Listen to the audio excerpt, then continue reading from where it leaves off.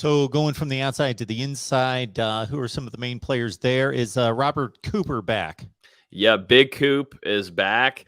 He's ready to rock. Senior year, I mean, I feel like he's been here for about 25 years, but he brings just a great attitude, I think, to this team. And being able to watch him at practices and in interviews, it's crazy how well he's matured into becoming a leader. I mean, he really does lead. We're talking, he came in definitely out of shape, out of size. I mean, he's a monster at lifting, and he's extremely strong, one of the strongest guys on the team.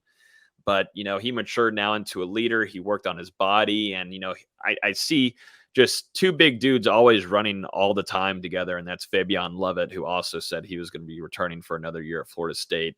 Both of these guys really play a presence too at practices and pressing, obviously making plays and just stuffing the run there.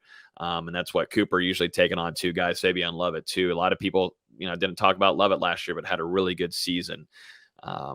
Coming from Mississippi State. So the defensive line there, you've got Malcolm Ray, who was wearing a black jersey when we were there on Tuesday morning, which means that he had one of the best practices out of everybody, one of the best workouts, and is impressive as a leader with the drills, not putting his hands on his hips, just being a role model for some of the players out there competing.